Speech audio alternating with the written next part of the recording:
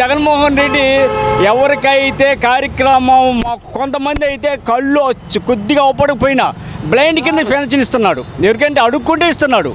ఈరోజు ఏంటంటే కంప్యూటరైజేషన్ మీద కత్తిరింపులు మొదలుపెట్టాడు. కత్తిరింపులు ఎలా మొదలుపెట్టాయంటే కొత్త రేషన్ కార్డు కూడా వస్తున్నాయి, ప్రింట్ అవుతున్నాయంట. ఏదో ఆ కొత్త రేషన్ కార్డులో ఇలా సర్వేలు పెట్టి ఇది ఇంకోటి ఏంటంటే వాలంటీర్స్ తీసేయడం. ఎంప్లాయ్మెంట్ ఇవ్వాలి కానీ ఎంప్లాయ్మెంట్ తీయకూడదు.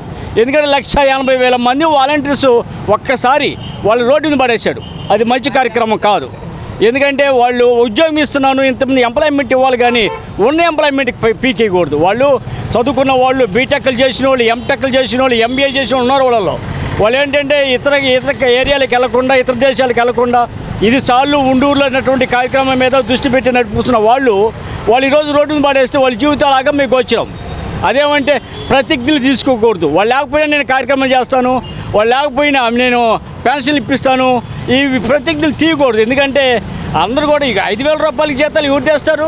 ధనికులు చేయరు, ఉన్నోళ్ళు చేయరు, ఏది ఉద్యోగస్తులు చేయరు. అంత ఎదుగు సన్నజాతి బలహీన వర్గాలు, దళిత వర్గాలు తప్పితే ఇంకెవరు చేస్తారు 5,000 ఉద్యోగాలు? వాళ్ళ పొట్ట కొట్టకూడదు. వాళ్ళకి మళ్ళీ ఎంప్లాయ్మెంట్ ఇవ్వాలి. వాళ్ళకి ఆ అభివృద్ధి వాళ్ళకి ఇవ్వాలి. వాళ్ళకి మంచి కార్యక్రమం చేశారు, వాళ్ళు మంచి ఏర్పాట్లు కూడా చేశారు. వాళ్ళ మీద నిందలేసి ఇదే ఇప్పుడు మన పవన్ కళ్యాణ్ గారు ఒక మాట అన్నారు. కళ్యాణ్ గారు ఏది 18,000 మంది ఆడపిల్లలు వాలంటీర్ల ద్వారా తప్పిపోయినారు. ఈరోజు ఆయన పదవి వచ్చింది, అధికారంలోకి వచ్చాడు. ఈరోజు 18,000 మందిని తీసుకొని వచ్చి వాళ్ళ తల్లిదండ్రులకు అప్పు చెప్పచ్చు. ముందు వాలంటీర్లు ఉన్నారు, ఇప్పుడు వాలంటీర్లు లేరు. ఇప్పుడు వాలంటీరు ఉంటే ప్రతి ఒక్క పథకానికి మనకి ఇంటికి వచ్చి తెలియపరిచేవాళ్ళు. మరి ఇప్పుడు ఎలాగుంటుంది మరి చెప్పలేము. అది ఉండాలంటావు, ఆ వ్యవస్థ వద్దంటావు నువ్వు? ఏది వాలంటీర్ వ్యవస్థ ఉండడం చాలా మంచిది. ఎందుకంటే తెలియనటువంటి వాళ్ళకి అన్నీ తెలియపరుస్తారు. అది ఇప్పుడు ఏ విషయమైనా సరే మనకి తెలీదు. ఇప్పుడు కొంతమందికి తెలుస్తుంది, బయటికి పోయే వాళ్ళకి తెలీదు. అది ఉపయోగం పక్కాగా ఉంది ఆ వ్యవస్థ. ఎందుకంటే వాళ్ళలో ఆలోచించే పెట్టారు అలాగా. ఇప్పుడు ఎందుకంటే ముస్లిం ముడగా కళ్ళు లేనోళ్ళు, కాళ్ళు లేనోళ్ళు ఎంతోమంది వెళ్ళారు కదా. ఇప్పుడు మాలాంటి వాళ్ళు మాత్రం ఎలాగో మెల్లికే వెళ్ళిపోతాం. చాలామంది ఉన్నారు కదా, వికలాంగులు ఉన్నారు. ఈ వాలంటీర్ వ్యవస్థ కొంతమంది ఏమంటారంటే చంద్రబాబు గారు ఉంచరు, తీసేస్తారని కొంతమంది అంటున్నారు, కొంతమంది కంటిన్యూ చేస్తారని అంటున్నారు. నువ్వు ఏమంటావు? నువ్వేం చెప్తావు? ఈ వాలంటీర్లు అవసరం లేదని అంటారు ఈ ప్రభుత్వం. అది నువ్వేమనుకుంటున్నావు? ఆ వ్యవస్థని కొనసాగించాలంటావా, లేదా తీసేయాలి వద్దులే అంటావా? కొనసాగించడం మంచిది. ఇప్పుడు వాళ్ళు చెప్పింది కదా అమ్మా, 10,000 ఇస్తాం, 10,000 ఇస్తాం, వాలంటీర్లు ఉంచుతామన్నారు. మరి ఇప్పుడు అనమాట వాళ్ళ అవసరం లేకన్నా ఈ పర్మనెంట్ ఉద్యోగస్తుల చేత ఇస్తాను. అదే వాలంటీర్ల వల్ల ఒక పెన్షన్లు ఇచ్చారా, లేకపోతే ఇంకేదన్నా పథకాలు? కానీ పథకం తెలియపరిచేది ఆలేండి అన్న. ఇప్పుడు వాలంటీర్లు ప్రతి పథకాన్ని వచ్చినప్పుడు ఇప్పుడు ఏదైనా నీకేదైనా అవసరమా, ఈ పథకాలు వచ్చాయి మీరు పెట్టుకోండి, అన్ని విధాలుగా వాళ్ళు చెప్పేవాళ్ళు. అమ్మ వందనం ఇస్తానన్నాడు, ఎంతమందికి ఇస్తా అన్నాడు? ఈరోజు ఏసీ ఉంటే లేదంటున్నాడు, 300 కరెంట్ బిల్లు కలితే లేదంటున్నాడు. అట్లాగనే ఇలాంటి కార్యక్రమాలు తెల్ల రేషన్ కార్డు లేకపోతే లేదంటున్నాడు. మరి ఎవరికి ఇస్తాడు? ఎన్నిటిమంటే జనాల్ని మభ్య పెట్టడానికి, జనాలకి ఏదో సంతోష పెట్టడానికి తప్పితే ఈ జరిగే కార్యక్రమాలు కాదు. పెన్షన్ 4,000 రూపాయలు పెంచడం జరిగింది, ఎలా ఫీల్ అవుతున్నారు? నాకు ఫీలింగ్ ఏం లేదు, ఒక 1000 పెంచారు అంతే. ఆయన వచ్చినా కూడా తర్వాత పెంచేవాడు. జగన్మోహన్ రెడ్డి వచ్చినా కూడా తర్వాత పెంచుకుంటూ పోయేవాడు. ఆయన పెట్టిన భిక్ష వీళ్ళకి. కాకపోతే ఏంటంటే ఆయన వెనకమాల పేదవాళ్ళని, ముసలోడిని, వాళ్ళందరినీ ఫోటో దిగాడు. ఆయన అప్పుడు దిగల. ఎవరు? చంద్రబాబు నాయుడు గారు దిగల అప్పుడు, ముసలోడిని పెట్టుకుని. అర్థమైందా? ఇప్పుడు ఆయన ఫోటోలు దిగుతున్నాడు ముసలోడిని పెట్టుకుని.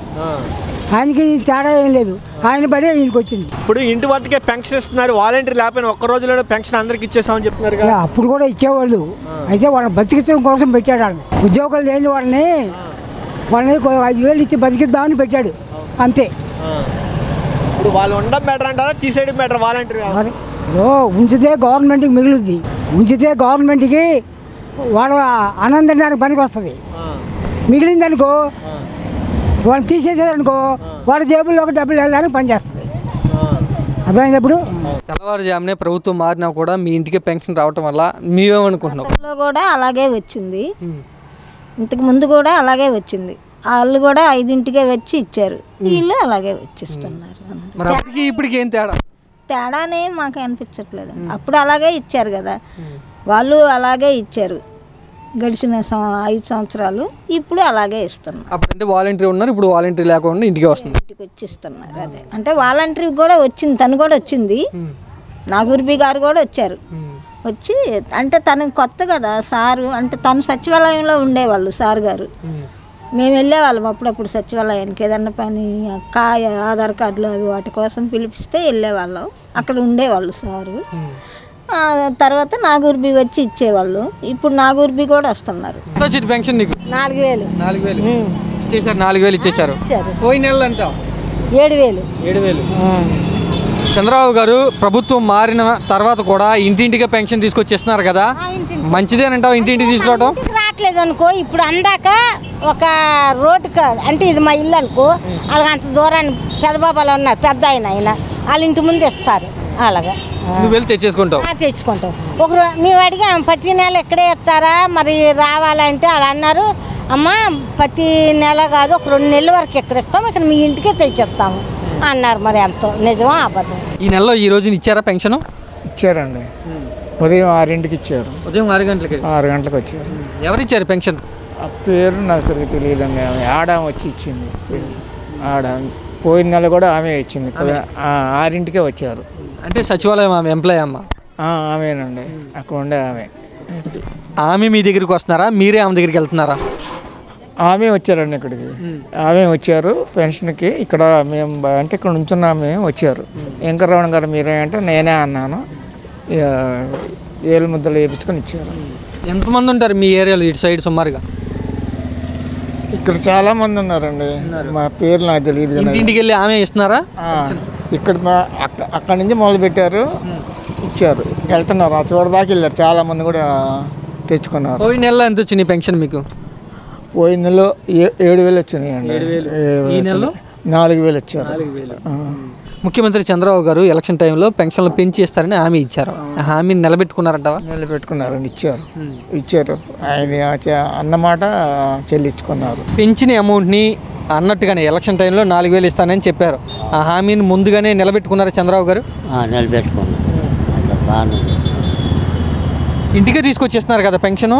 పెన్షన్ తీసుకునే వాళ్ళు ఏమైనా ఇంకా ఇబ్బందులు ఏమైనా పడుతున్నారా? మరి తెలుసు, మరి అలా లేదు, బాగానే ఇస్తాను. బాగానే ఇస్తున్నారు. ఓకే, పెన్షన్ తీసుకునే వాళ్ళు కానీ లేకపోతే మంచంలో ఉండేవాళ్ళు, ఇంట్లో ఉండేవాళ్ళకి కూడా ఇంటికి వెళ్ళి ఇస్తున్నారు కదా పెన్షన్? ఇస్తానండి, బాగానే ఇస్తాను, ఇబ్బంది లేదు. అమౌంట్ కూడా కరెక్ట్గా ఇచ్చేస్తున్నారు కదా, ఇబ్బంది లేదు? కరెక్ట్గా ఇస్తాను, పర్లేదు. ఇట్లా పెన్షన్ ఇంటికి తీసుకొచ్చి ఇవ్వటం వల్ల ఏమనుకుంటున్నారు జనాలు? తీసుకొచ్చి బాగానే ఇస్తారు కదా, పర్వాలేదు.